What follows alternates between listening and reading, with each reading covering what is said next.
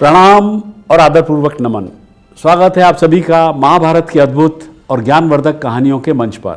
Channel है विश्व शांति दर्शन, जो विश्व शांति के प्रबल समर्थक विश्वधर्मी प्रोफेसर डॉक्टर विश्वनाथ दास कराड की सोच से जन्मा है। डॉक्टर कराड विश्व शांति और सामाजिक न्याय के लिए पिछले 4 दशकों से अविरत कार्य कर रहे हैं। उन्होंने जीवन में एक लक्ष्य रखकर निरंतर ज्ञान प्राप्त करते हुए कड़ी मेहनत के साथ समाज को और प्रबल बनाने की दृढ़ता को आज भी कायम रखा है। आप जुड़े हुए हैं महाभारत काल की अनोखी कहानियों से, अनकही कहानियों से, अनसुनी कहानियों से।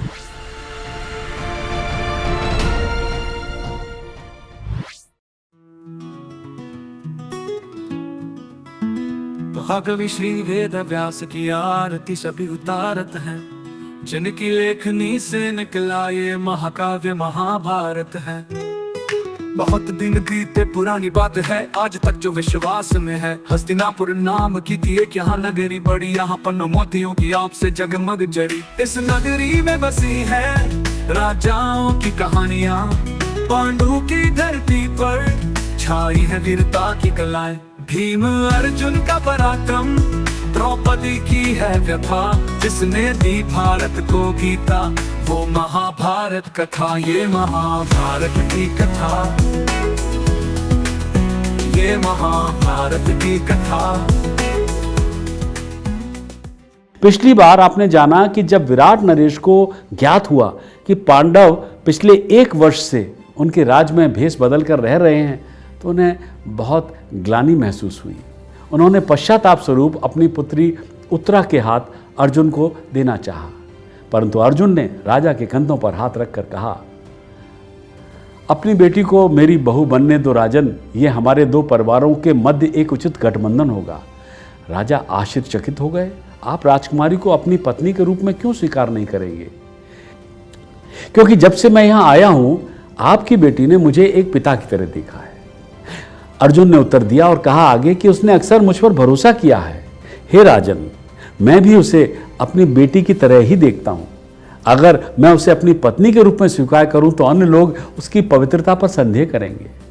मैं उसकी पवित्रता साबित करना चाहता हूं और इसीलिए उसे अपनी बेटी के रूप में देखना जारी रखूंगा। बेटी और बहू में कोई अंतर नहीं। उसका विवाह मेरे बेटे अभिमन्यु से हो। वो कृष्ण का भतीजा है और वो हर तरह से एक देवता जैसा है। वो उत्तरा के लिए एक उचित पति और आपके लिए बेटा समान होगा। राजा ने सहमति से सर हिलाया। हे महापुरुष, तुमने बहुत बुद्धिमानी से कहा है। जो उचित समझो वही करो। जो अर्जुन के साथ संबंध रखता है, चाहे वह कोई भी हो, उसकी सभी इच्छाएं पूरी होती हैं। तब युधिष्ठिर ने भी विवाह के लिए अनुमति दे दी और फिर विवाह तय हो गया। राजा विराट ने पांडवों को अपने महल में ठहराने की उचित व्यवस्था की। दूतों को भेजकर पांडवों के मित्रों और सहयोगियों को यह सूचना दी कि वनवास से वापस आकर पांडव सकुशल हैं और उनकी राजधानी में रह रहे हैं। युधिष्ठिर ने भी सभी को विराट नगर में आने के लिए आमंत्रित किया और धीरे धीरे अतिथि वहां पहुंचने लगी। कृष्ण और बलराम द्वारका से अभिमन्यु और अपने परिवार के कई अन्य सदस्यों को लेकर आए। द्रुपद सैनिकों की एक विशाल टुकड़ी के साथ पहुंचे। महान राजा काशीराज, जो युधिष्ठिर के अच्छे मित्र थे और जिनकी पुत्री का विवाह भीम के साथ हुआ था, वे भी एक विशाल सेना लेकर आए। पांडवों ने अतिथियों के विराट आने पर सभी की विधिवत पूजा की। वे अपने मित्र और शुभचिंतक कृष्ण को देखकर विशेष रूप से प्रसन्न हुए, जो अपने साथ योद्धाओं का एक विशाल सैन्य दल लेकर आए थे। उन्होंने युधिष्ठिर और भीम को प्रणाम किया, जबकि नकुल और सहदेव ने उनके चरण छुए और फिर वे सभी गले मिले और समाचारों का आदान प्रदान करने के लिए बैठ गए। यह तय हुआ कि अभिमन्यु और उत्तरा का विवाह अगली पूर्णिमा के दिन होगा और विराट ने व्यवस्थाएं शुरू कर दी।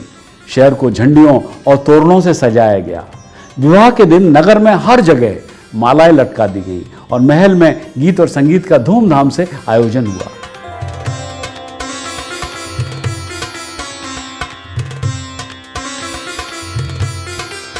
रत्न जड़ित कुंडल पहने द्रौपदी के नेतृत्व में सुंदर स्त्रियां उत्तरा को विवाह मंडप में ले गईं।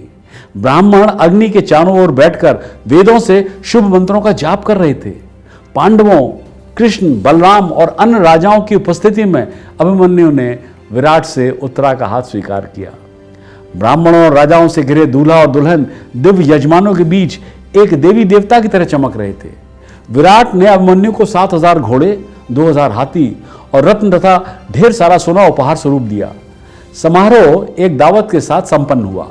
पहले ब्राह्मणों को और फिर शादी में शामिल होने वाले हजारों नागरिकों के लिए भोजन की व्यवस्था की गई, भोजन परोसा गया। मेहमानों को उपहार तथा दान वितरित किए गए। सभी को खुशी के साथ विदा किया गया। विवाह समाप्त होने के बाद पांडव अपने अगले कदम के बारे में सोचने लगे कि किस प्रकार उन्हें दुर्योधन से उनका राज्य वापस मिलेगा। अब यही चर्चा का विषय था। हस्तिनापुर से कोई संदेश भी नहीं आया था, लेकिन कौरवों को अब तक पता चल गया था कि पांडव जीवित और स्वस्थ हैं तथा विराट नगर में रह रहे हैं।